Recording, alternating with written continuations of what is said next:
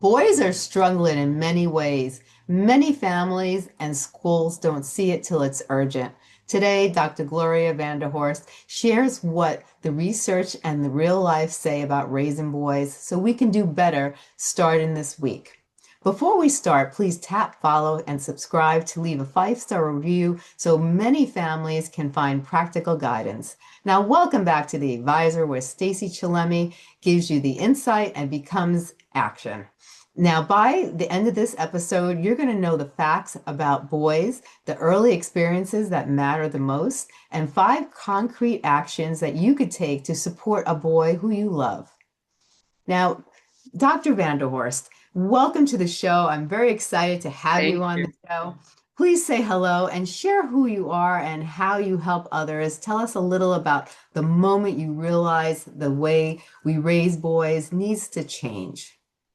Thank you very much, Stacey. I'm really happy to be here. I'm a psychologist in private practice, and I have been in practice for 50 years, which is a pretty big marker.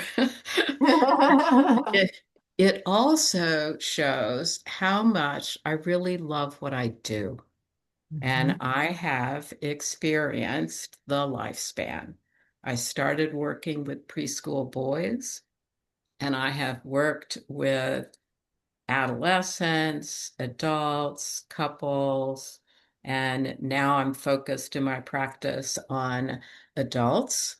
And that's because of COVID and the Mhm. fact that therapy went into an online service rather Yes. than an in-person service. And I have maintained that coming out of COVID, that I love working with people. And I particularly love educating the population now on the importance of paying attention to our boys and changing the way that we parent them and interact with them so they maintain full access to the range of emotions that they were born with. I love that. Now, in plain English, what do the facts tell us about the development of boys' learning and emotions? So we know factually, and this is a fact that doesn't have a broad audience to it, but the truth is that boys come into the world with a broader range of emotional expression than girls do. They Oh. can go, they have a higher range of positive, exciting emotions. They have a further range of the negative, depressing, irritating emotions. And that's normal and natural for them. And it's very different from the emotional range for women. So here's Wow. what happens in the interaction between mothers and boys. And that is, without knowing it, mother gives different signals, facial expressions to the boy when he goes out of her normal range, either getting more excited, more exuberant, or more irritated, more angry, more aggressive. Mother will give feedback unintentionally. Facial expression, body movement, right? You're feeding your infant, right? And Mhm. suddenly he gets more negative and irritated and agitated. Well, you're going to back up, Yeah. right? Or you're going to come in even closer and try to calm him down. You're going to change your comfort level without realizing that you're sending a message to that infant boy that his emotional expression isn't acceptable, right? We know infants are brilliant. They come into the world with the capability of understanding all of the emotional information that's available to them because that's their survival mechanism. They're reading the world around them. I tell people, if you want to know who to trust in your family, pass a baby around. And as you do that, the baby will be comfortable in the arms of one person, a little irritated in the arms of another, and start crying in the arms of a different person. That baby has nothing wrong with him or her. That Hmm. baby has just read the room accurately. This person is trustworthy. This person is a little uncomfortable. You've got to be cautious in your interactions with this person. And the third person isn't safe. You can't trust them. Right. The Wow, that's pretty amazing.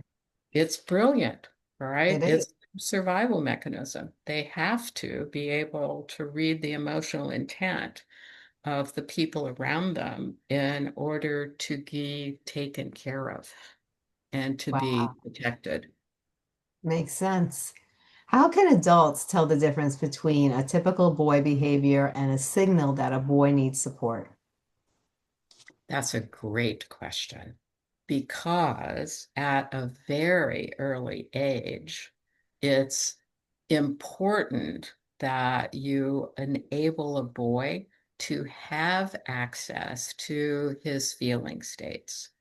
In this culture, we don't do a good job of that, though. Yeah. And I'll give you a very clear, real example. Um, Visiting neighbors that had a 3-year-old boy with our 3-year-old girl. The children are playing nicely, the adults are having good conversation. And then my daughter keeps his favorite toy and won't give it back. Right? So he tries to get it back, and Hmm. he's not successful. And so he starts to cry and walk towards his parents. His father whacks him in the chest, stands him, lands him on his butt, and tells him not to cry. Now, that is a clear example of how the culture relates to men and sadness and tenderness, Hmm. right? We raise them not to express that tender end of the range. And that Yeah. is such a disservice, right? That Hmm. might be an extreme example, but not really, Yeah. right? We rob boys of the ability to go into tender feelings. Hmm. And that's why you could, you can see a grown man at the loss of a father or a friend who was really important, and they're struggling not to cry, Yeah. right? When in fact, crying is a normal, natural, healthy way of Yeah. expressing grief and releasing grief. But we've educated the male population that we don't want them traveling in that Yeah. range. And it's a real disservice. It is a disservice, totally. Now, what is one thing we could do that at that, and also one thing we commonly misinterpret that, and what does it actually mean through development lens? Like, what is one thing we commonly misinterpret that that we actually do on a common basis that is misinterpreted by society? I think there's a range of right? But I think if we're focusing on kind of the health of our boys Hmm. uh, and the acceptance of our boys, what we tend to do is to hyper focus on physical action and physical activity Hmm. much more than intellectual or emotional Yeah. focus, right? Hmm. So the intellectual is the science guy, maybe the guy who's curious about how things are put together, and the emotional is the music guy, whether Hmm. it's rock and roll or classical. We um, want our males, we want our boys to show much more interest in physical strength and physical challenge than in intellectual or emotional challenges. It would be healthy for us to really realize that we do them a disservice because they Yeah. need access to those parts of themselves. I agree with you. I see it all the time. I see it in my own family. I see it in other families that they pressure. I'm not going to say pressure. They have the kids in let's say regular football or regular soccer or regular baseball. Then they have them in away sports, and then they Right. have them. They're In a like they're travel two or team and a competitive team, right? The yeah. expectation is that you will hyper focus on this sport and develop it to an extreme Mhm. and have expertise in this sport. And most of the time, what I see is that the children develop these problems in their bodies because they've overdone it in their childhood years and teenage years, and then they lack emotional and intellectual Right, abilities, and they, the area to understand communication between others, the area to be able to have good communication skills with other people, the right. areas where they could use their mind and broaden their skills and think out of the gray box. These are Mm, areas that I see a lot of kids lack, especially mm, nowadays when you have the phones and you have the right. tablets and you have all these other things. They're getting less and less ability to communicate and all these things. And a lot of parents don't see it that way. I will make a little comment here and there to someone I know that won't probably say anything to other people, but and they will, as a man, when I say to a man, they stick up for them because Mhm, it's expected. It should be, there's nothing wrong with it. I did it, mm, but mm. me personally, I don't think it's given the child enough of time to develop in other areas of their life. That's right. Communication in particular, I like the fact that you pointed out that adolescents and young people today are communicating through their phones. It's Hmm. shocking to me to see two teenagers sitting next to each other and Hmm. using their thumbs and typing on their phones to Yeah. then discover they're talking to each other, Yes. sitting next to each other, and they're using their phone to communicate with the person sitting next to them. We know that more than 90% of communication is nonverbal. It's held Yeah. in your body and your facial expression, your tone of voice, the movement of your entire body. They miss all of that. The Yes. the depth of communication that is available is they're robbed of Yeah. those opportunities of interaction. So I would love to take their phones away. Oh, yeah. No, And I agree with you. I'll tell you a funny story because I know my daughter's not going to be listening to this and she would probably kill me. But like when she was in eighth grade, she invited over this boy who she had a crush on. And I go in there to check on them and see if they want me to order pizza or something. And they're both texting. And uh-huh. I'm looking and I'm realizing because once she stops texting, he You started start, texting. And I'm right? thinking to myself, they're not even talking to each They're other. not They're even they're talking.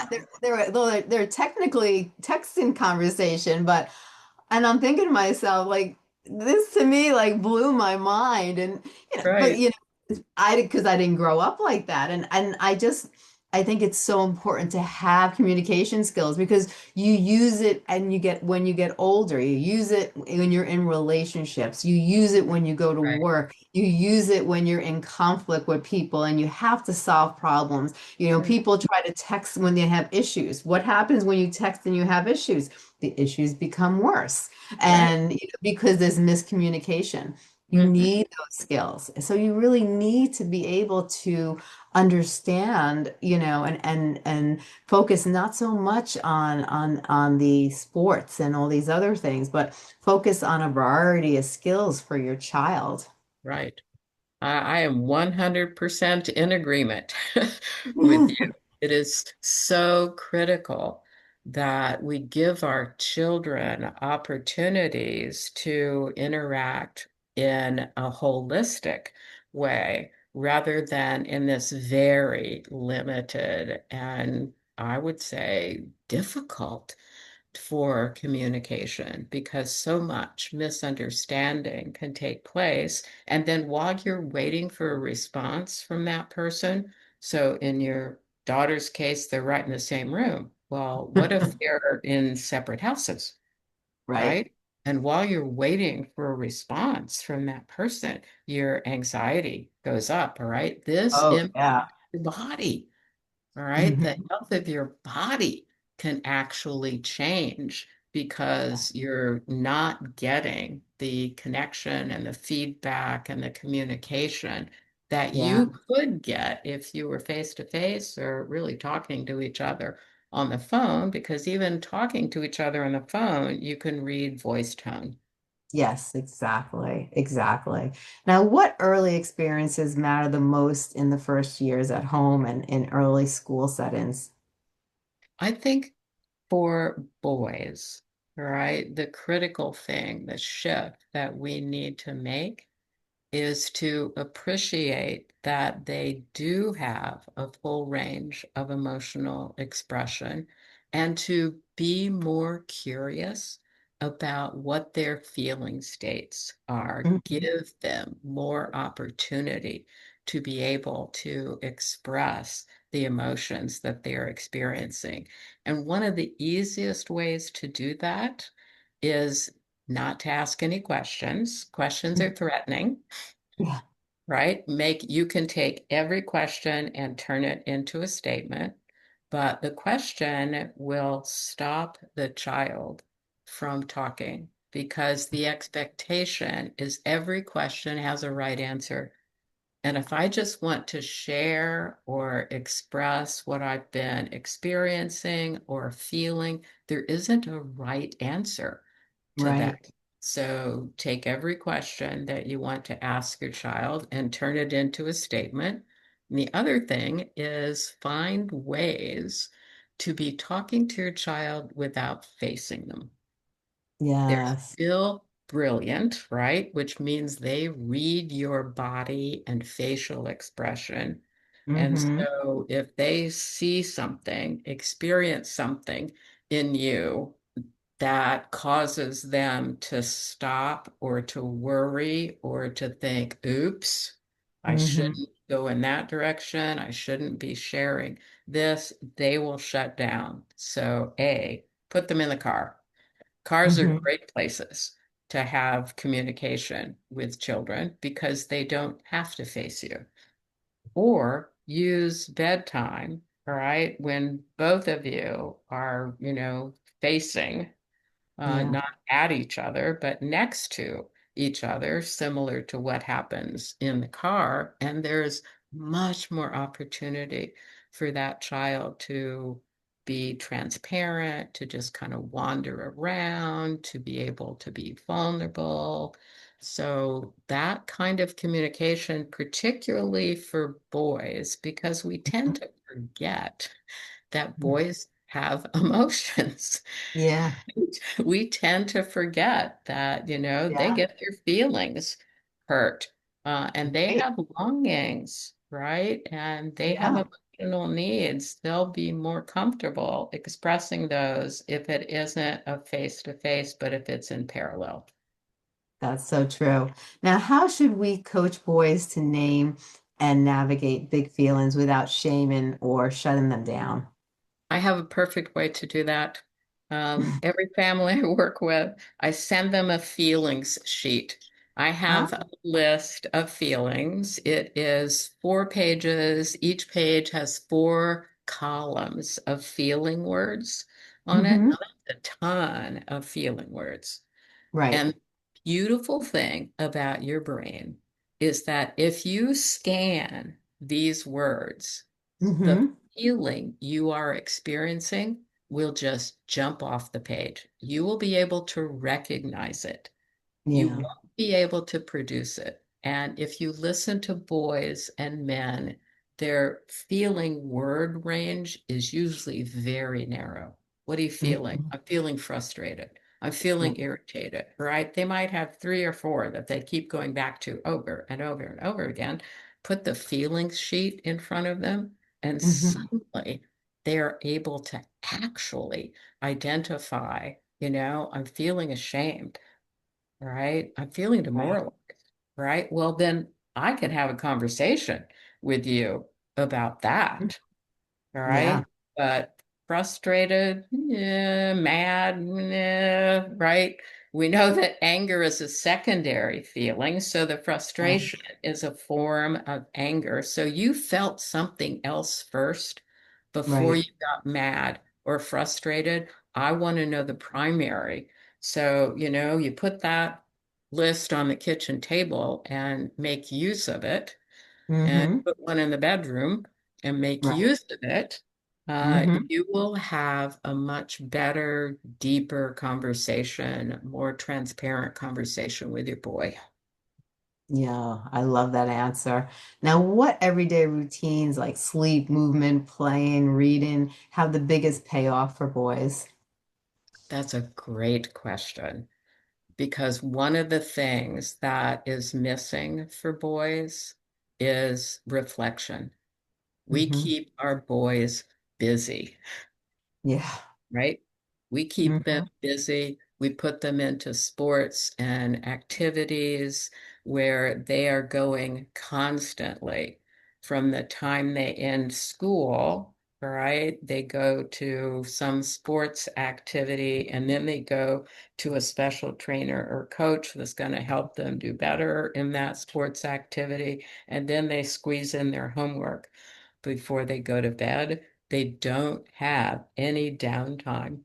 They don't Hmm. have any time for reflection, and they certainly don't have time other than what they experience in the car when you're transporting them to Hmm. make connection with you. And they need that opportunity to make Yeah. connection. So, uh, boys are busy, right? They're into activities. So to Hmm. some parents, I say, make sure then that you carve out time that you're going to spend with that boy, Yeah. right? Maybe it's a few hours on Saturday, right? Hmm. Maybe it's a camping trip that you take every couple of months, but Yeah. be intentional about having that one-on-one time with your Hmm. boy so that two things happen. One, he experiences himself as important to you, Right. right? Because when you're carting him around to all of these different sports and activities,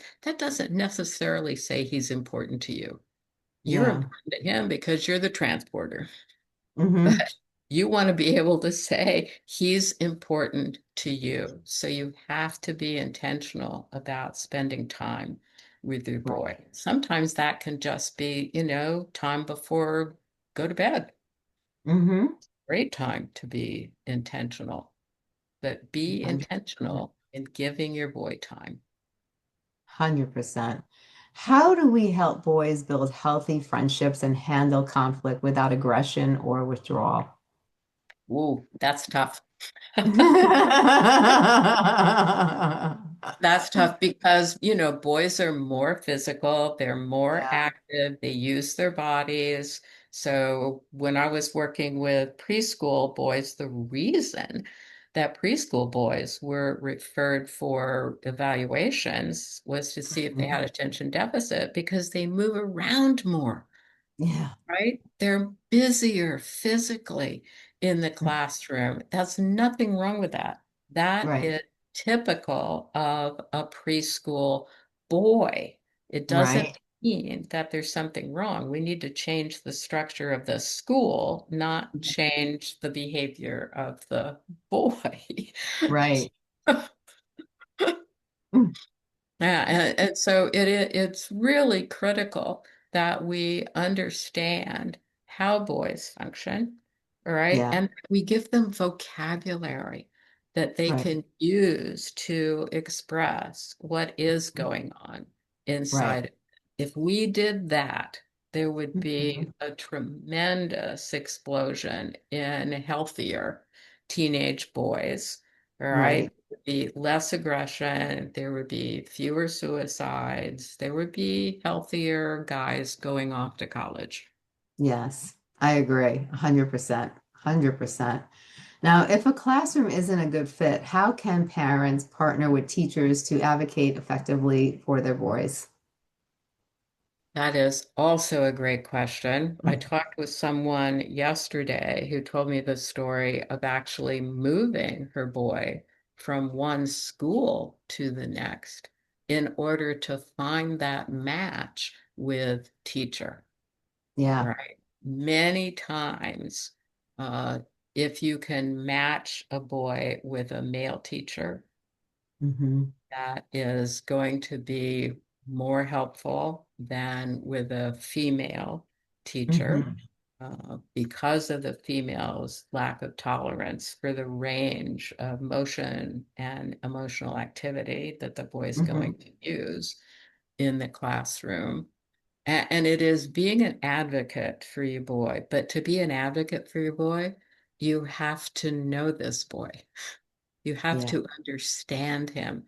All right. Mhm. You have to do some reading yourself on the development of boys.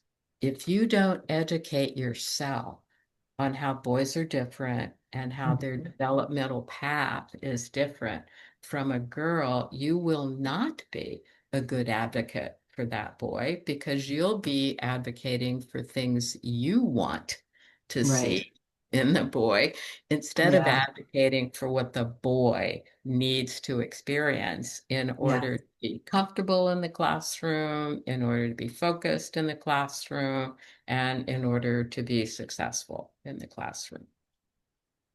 Great answer. Now, how should families set screen and gaming boundaries so they protect attention, sleep, and mood? That is a very tough question, right? Because boys love screens. I just love them, right? They can get easily engaged in being on a screen constantly. Yeah. Right? And there are so many attractive games out there that they can play. Their friends get engaged in this so they can connect with their friends. They can connect with people in other countries to play Yeah. these games, right? So they can take their desire for adventure, Hmm. right? And Yeah. partner in some other part of the world. So you want to monitor not how much time, right? But what's Mhm. the impact of the Right. screen on your child? So Yes. there isn't a rule out there that says, oh, you should only do X number of hours of Right. screens every day. It's going to vary significantly depending on the emotional structure of your own child and how those screens are being used. If I'm using screens to avoid socializing, Hmm. then, there's a conversation to be had. Yeah. If I'm using screens to avoid doing my homework, there's a conversation to be had. Right. But if I'm using screens in a way that stimulates, excites, and engages me, then Hmm. you have to be cognizant of Yes. what time frame that child needs in order Yeah. to satisfy that need. So there's no formula, Right. right? There's no way to say, limit screens to this per Yeah. day or per week.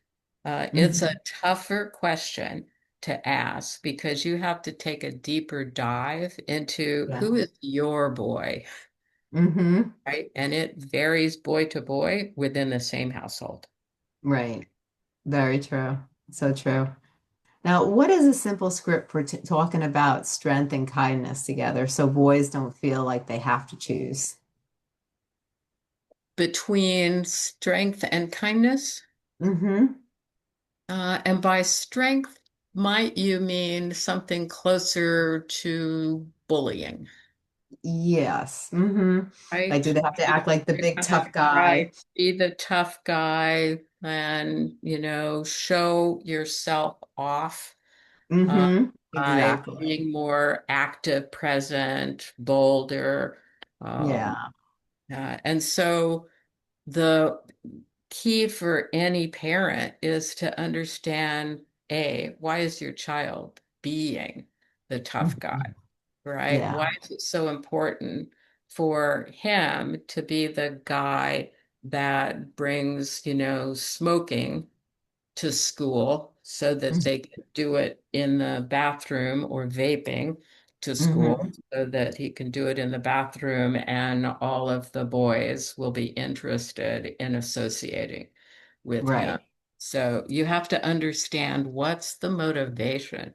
That's very different from the boy who gets excited about teaching other kids in the classroom this new technique that he's just learned on the field, Yeah. or this new process he's just learned with his video Yeah. game, right? Those are different needs. So first you have to really identify what's the underlying need that Hmm. your son is expressing. And from Yeah. that, then you can build solutions for, how do I address what this son is really saying that he needs. I agree. I agree. Now, when a boy shuts down or says, I'm fine, what's the next question you want to ask? I would say, first of all, you don't want to make it a question, Okay. right? You want to make it a statement. And the Hmm. statement that you can make is that you appreciate his need Hmm. to quiet, right? To stay confined, Yeah. uh, not to share, because that's the message he's sending. I don't want to share. Right. And in order to share, we have to be safe. All right. And so I would say to that son, sharing does require safety. And right now, I'm not a safe person for you. Hmm. So two things can happen. All right. When I become a safe person, you can come and find me. And if I am not a safe person, you can be straightforward with me about what prevents me from being a safe person. In what way am I unsafe for you? I like that. I like that a lot. Now, school refusal on Monday morning, like what do I do today? Like if what can a child do? Yeah, the school refusal has a root to it. So Hmm. too often we focus on what's on the surface. Yeah. I'm not going to school today. I don't want to go to school today. I don't feel like going to school today. I'm really sick. I got a fever, right? Just keep filling in the blanks uh, Hmm. with the reasons to stay home, to avoid school. That avoidance is Hmm. powerful, right? So Yeah. first, I want to appreciate that for some reason it is important to you to Right. avoid school today. I don't have a clue about it. Hmm. I would love to have a clue about it, Right. right? Uh, Hmm. and then I'm going to exit stage left because I have given my son an assignment to reflect on what's keeping me home today, Right. right? Hmm. And assuming that we have a trusting relationship, and that he knows that I care about him and that I love him, I have to trust. that Mm-hmm. he'll lean into that relationship. Right. And if I walk away, that he'll find me. Now, he may not Mm. find me before the bus comes, and that's Right. okay, right? Mm-hmm. He'll not find me before the bus comes, and that has to be okay for me. But I need to be able to be someone who is trustworthy because he's got something serious he needs to deposit with Yeah, me, and I have to be a safe receptacle. I like that. Now here's another scenario. A boy pushes a sibling. How do you respond in a moment in that moment, and what do you teach them afterwards? Actually, I don't think that if we're talking about a boy pushing a sibling, Mm-hmm. right? And if this is a boy pushing a boy, or even if it's a boy pushing his sister, initially, I am not going to respond to that. You need Okay. to see how that unfolds. All right. I see. Boys wrestle with each other, boys bump each other, right? Mm-hmm. Boys push each other. What you want to look for is what's the feeling associated with this, right? Is this a, I don't like you, I'm jealous of you? Is it, I want to play with you, I want to tussle with you? There's an emotional message to that push. And I want to identify the emotional message before I do anything Right. because I actually want to interface with the emotional message, not the physical action. I like that. I like that a lot. Now, Dr. Gloria, you told listeners that you were promising them five concrete actions. What can you please share with families that they could do this week to better support their boys? All right, find a way to spend time with your boy. Uh, Mm, that's critical. Eliminate questions. And that is so hard. All right. Those things just pop out of us naturally. yeah. They are threatening. I don't care how simple the question is. How are you feeling? What do you want for dinner? I don't care how simple the question is. Questions are threatening. So you Hmm. have to make a real conscious effort to put that into a sentence, not Hmm. to a question, Yeah. right? So I'm thinking of making burgers tonight. I hope you like that. I'm Right. going to get the information I Hmm. need, right? I'm going to get the Yeah. information I need, but what do you want for dinner? I'm going to get a grunt. Mhm.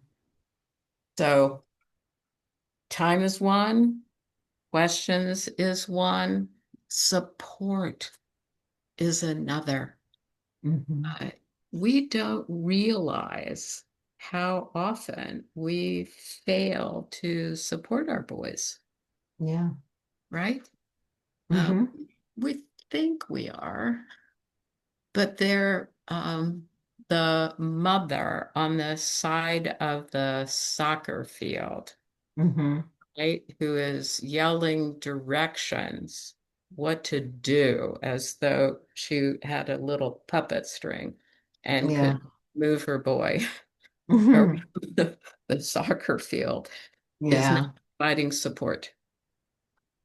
All Yeah. right. Support is just yelling, keep going, way to go, good guy, right?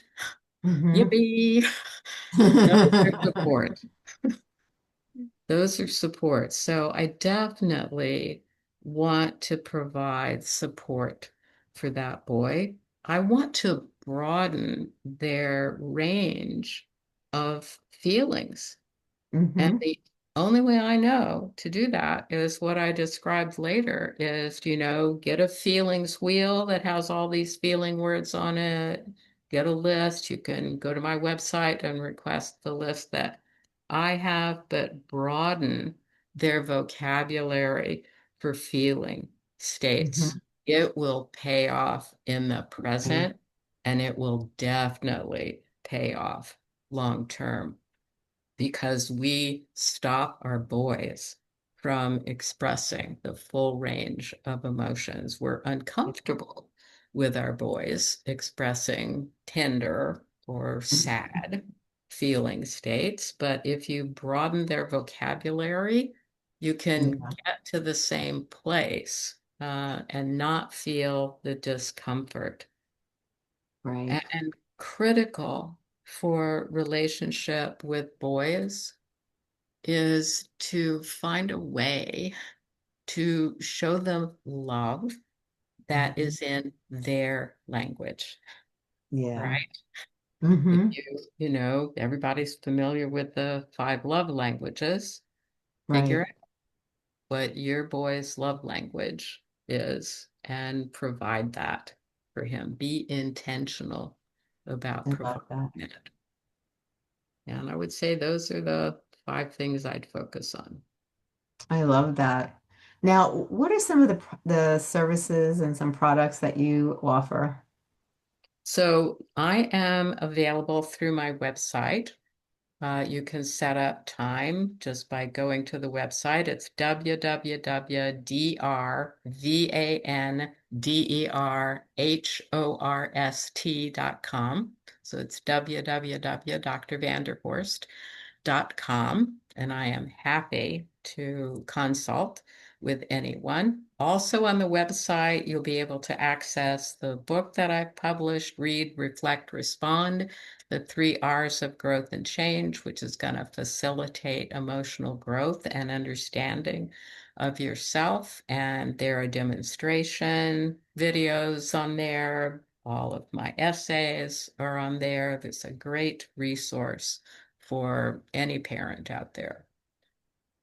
I love it. I love it. And you had mentioned that in the near future, you're going to be working on publishing some books that will probably be coming out soon in Soon, near. by the end of this year, I'm working on a book for fathers on how to do a better job of raising our sons. I And love so that. you can look for that coming out before the end of the year. I love that. That sounds wonderful. Well, this has been wonderful, Dr. Gloria. I really enjoyed having you on the show. I think it's great that you're focusing on emotions and the importance of expressing emotion, being able to share and communicate with your child in a way that's going to help them grow Right. into a healthy young man and and to break this cycle of how we were taught when we were growing up, where, men will be men and men don't cry and all the Right. other good stuff that we were told when we were younger. Mhm. And, to give children, the things they really need that are important. Sometimes we forget what our children need and we focus on what we didn't have or what we wanted. And Mhm. we try to install those and push those on our children when Right. that might not exactly be what they need or what they want. So it's Absolutely. important, to really have those things in mind and to be able to bring that up to surface so people could really think about how they're raising their children and are they raising them right and what could they do better and what can they instill in their parenting that Mhm. will make their parenting more successful and help their children in the future become Right. more successful in all areas of life. So I really enjoyed having you on the show. I think you're a Thank wonderful individual. I think the information you shared today was wonderful. I loved how you focused on fathers and boys and really brought a lot of those issues to surface because sometimes you don't think about those things. you. And you forget that both genders are totally different. That's why they wrote the book. What is it? Men are from Venus, women are from Mars, or it's vice Right. versa. Right.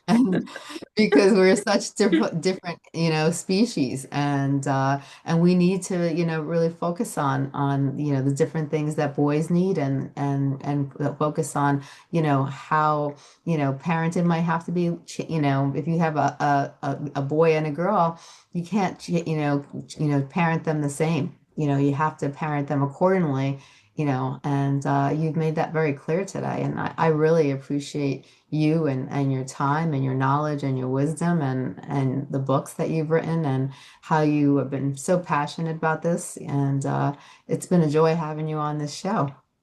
Stacey, thank you so much. I have really enjoyed talking with you, and I hope your audience can take some of these and apply them. Oh, I'm sure they will. Thank you so much. You have a great day. You're welcome.